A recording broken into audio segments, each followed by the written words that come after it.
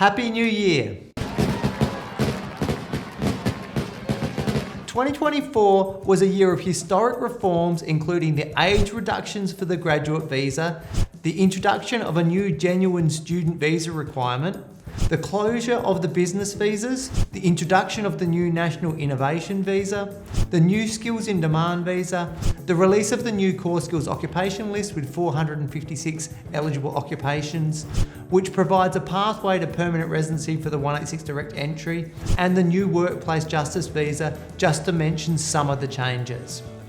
I'm Chris Johnston from Work Visa Lawyers, and welcome to our January 2025 Immigration News video.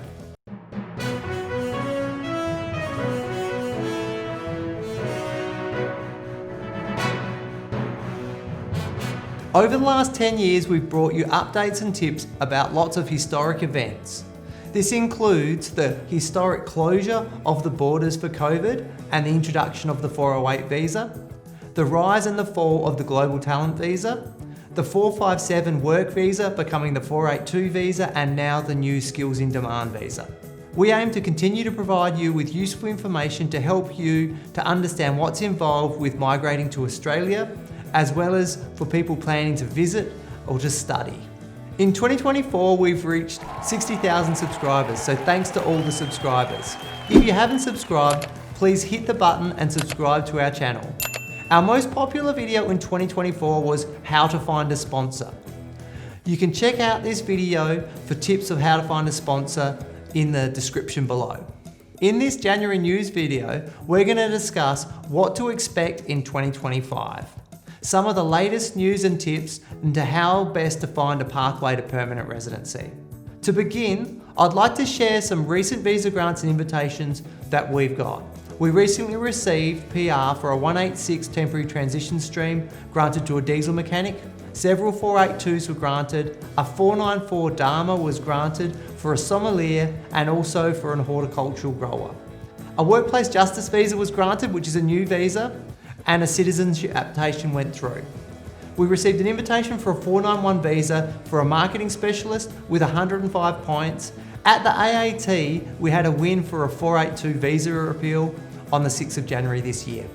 So, what is the direction of migration for Australia in 2025?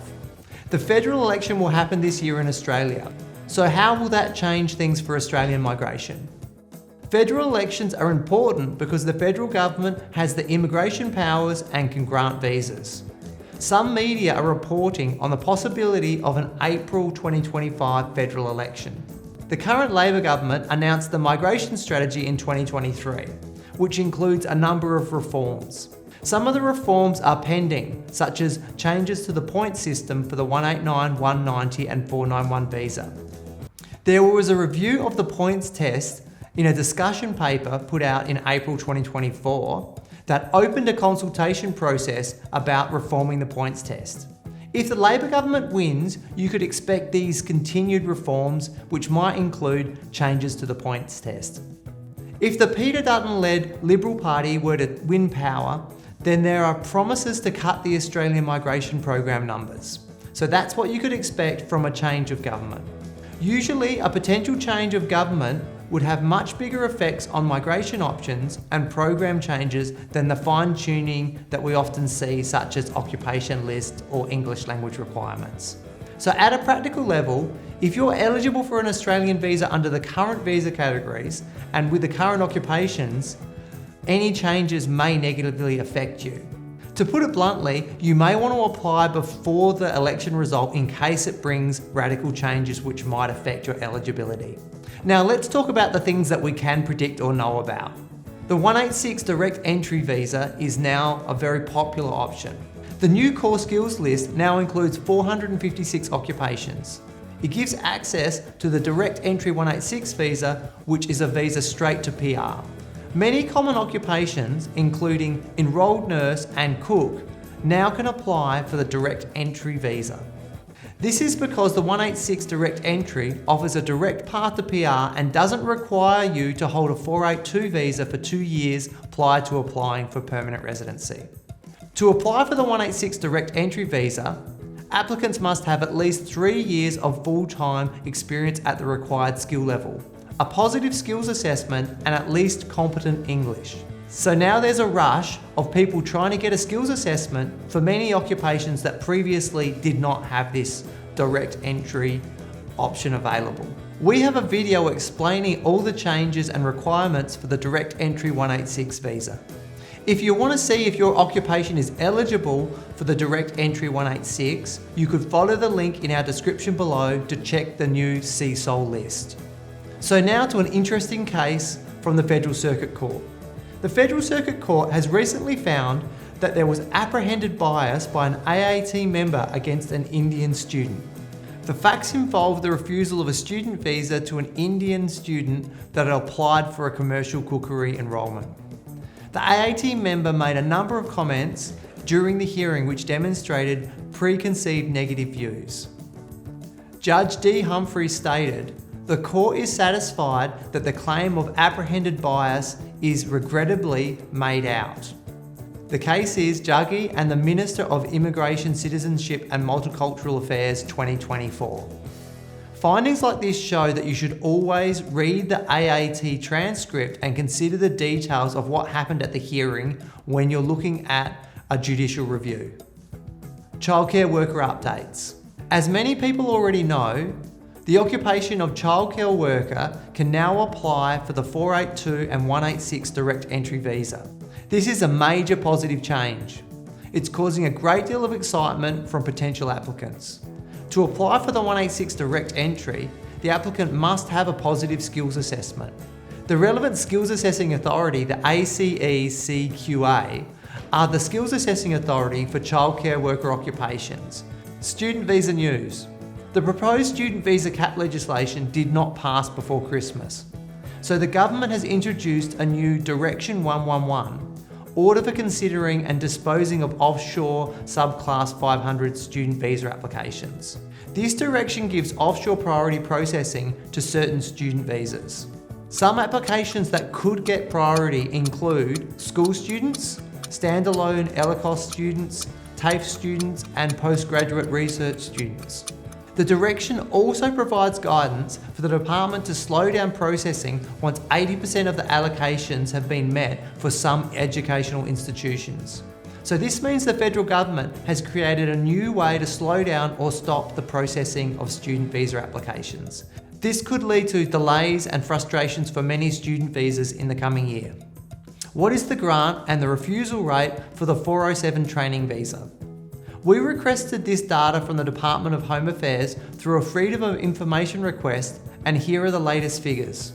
In the 2023 to 2024 financial year, 7,563 407 training visas were lodged. Of these, 4,026 have already been processed, with 92% granted and only 8% refused. So this means there's a strong success rate, which is great news for those considering applying for the training visa in Australia. It also shows that there's a bit of a backlog of training visas, which the department will need to get through. The Workplace Justice Visa. We recently had our first Workplace Justice Visa granted in just 1 month. The Workplace Justice Visa subclass 408 is a new visa introduced in 2024 to protect migrant workers who've experienced exploitation in their workplace. In this first case, our client had not been paid properly by their employer and did not receive superannuation. You can check out our video about the Workplace Justice Visa in the description below. The new National Innovation Visa. This is a visa for those that are highly talented professionals, which can include global researchers, entrepreneurs, innovative investors, athletes, and creatives. You need to be leading your field, and it provides you with a pathway to Australian permanent residency. To apply for the National Innovation Visa, you must put in place an expression of interest and you have to receive an invite from the Australian government. There are 4,000 places available for the National Innovation Visa and the previous Global Talent Visa this financial year. We have a video with all the requirements of the National Innovation Visa, which you can watch. You can also complete a free assessment through the link in the description. This will help our team to provide you with a free evaluation of if you're eligible for the National Innovation Visa. The new Minister of Religion Labour Agreement. The Department of Affairs has streamlined the Minister of Religion Labour Agreement to provide faster pathways to permanent residence. Some of the key changes include applicants can apply for up to the age of 60. It's got a 2-year direct entry pathway to permanent residency through the 186 visa. It's got concessions for English language requirements, which are set at only 4 for the IELTS, for the 482 and 4.5 for the 186 visa. And this is a significant concession, and this is one of the areas which will prove very useful to many ministers of religion.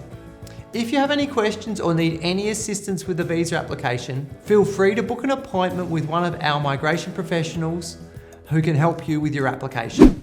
Thank you for watching. Don't forget to like this video and subscribe to our channel. We look forward to making the next video for you. Thanks for watching.